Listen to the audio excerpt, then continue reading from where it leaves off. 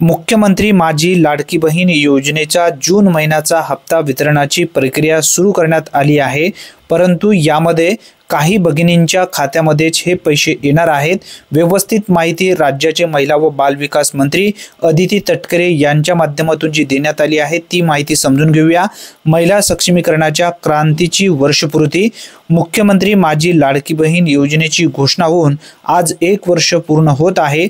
या 1 वर्षात ही योजना यशस्वी ठरलीच, पण या योजनेने संपूर्ण राज्यात अनेक यशोगाथा रचण्यात महत्त्वाची भूमिका बजावली आहे।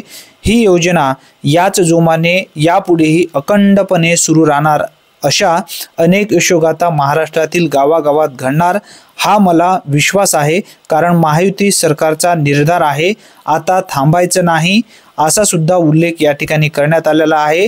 बघा, यापुढे अखंडपणे ही योजना सुरू राहणार, महिला व बाल विकास मंत्री अदिती तटकरे यांच्या माध्यमातून स्पष्टपणे ही माहिती देण्यात आली आहे। आता आपण समजून घेऊया आजपासून हे पैसे वाटपास सुरू झालेली आहे अशी अपडेट कोणत्या ठिकाणी दिलेली आहे, असे भरपूर असे लाभार्थी या ठिकाणी विचारतील।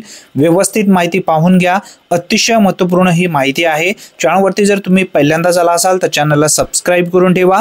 महिला सक्षमीकरणासाठी राज्य शासनामार्फत लाडकी बहीण योजना राबवली जात आहे। या लाडक्या बहिणीकरिता 3600 कोटींची निधी मंजूर करण्यात आला असून उद्यापासून त्यांच्या खात्यावर रक्कम जमा होईल।